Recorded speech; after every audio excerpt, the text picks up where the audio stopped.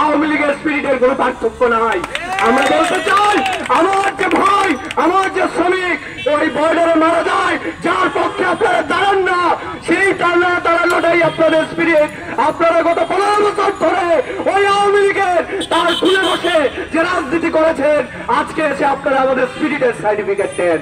আমরা সেই স্পিরিটে থুতু দেই। আমরা বলতে চাই, আমাদের স্পিরিট, আমাদের লড়াই, আমাদের স্পিরিট, আমাদের গত 15 বছরের বেশি সংগ্রাম, আমাদের স্পিরিট এই জুলাই অভ্যুত্থানের শহীদ, আমাদের স্পিরিট এই বাংলাদেশের মানুষের পেটের ক্ষুধা। আমরা সেই স্পিরিটকে ধারণ করি।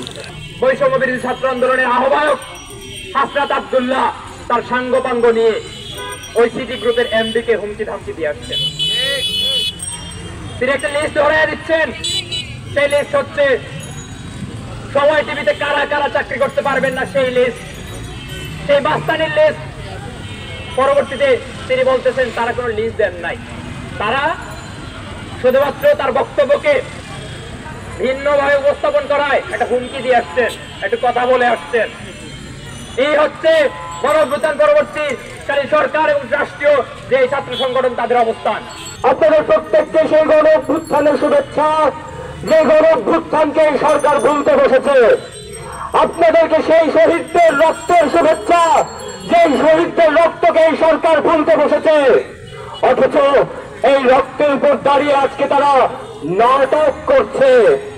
এই শহীদ মিনারে আজকে যখন আমাদের বন্ধু, আহত বন্ধু এসে মারা যাচ্ছে, তার জানাজা পড়া হচ্ছে, আমরা দেখছি এই সরকারের মন্ত্রী মিনিস্টাররা এসে জানাজা পড়ছে, আমার দেশ পত্রিকার সম্পাদকরা এসে জানাজা পড়ছে। অথচ এই আহত বন্ধুদের চিকিৎসা দেওয়ার কোন চেষ্টা তাদের মধ্যে আমরা দেখতে পাই না।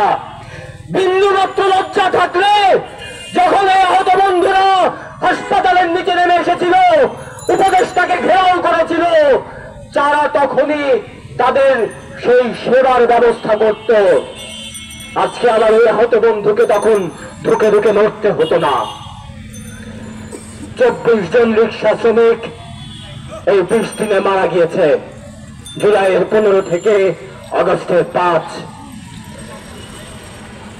এই রক্তের দাম ইউনূস সরকার বোঝে না। এই রক্তের দাম ইউনূস সরকার বোঝে না জন্যই ক্ষণে ক্ষণে তারা আর্মিকে লেলিয়ে দেয় ওই শ্রমিকদের উপর। ক্ষণে ক্ষণে তারা গার্মেন্টস শ্রমিক, রিক্সা শ্রমিক কিংবা আনসারের ভাইদের উপর তারা আর্মিদেরকে লেলিয়ে দেয়। অথচ 626 জন গণহত্যাকারী এমপি মন্ত্রীকে তারা শেল্টার দেয়।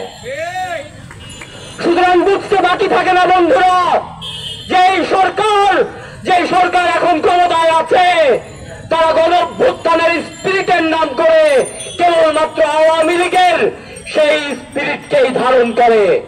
তারা গণঅভ্যুত্থানের স্পিরিটের নাম করে কেবলমাত্র গণহত্যার স্পিরিটকেই ধারণ করে। এখন পর্যন্ত কোন আওয়ামী ফ্যাসিস্টদের বিচারের আমরা লক্ষণ দেখতে পাই না, বরং আমরা দেখি নানান জায়গায় তাদেরকে পালিয়ে যেতে সাহায্য করে এই সরকারের বাহিনী। আমরা দেখি এই সরকারের পেটোয়া বাহিনী নামে যে বাহিনী তৈরি হয়েছে, বৈষম্য বিরোধী ছাত্র আন্দোলন জায়গায় জায়গায় মাস্তানি করে।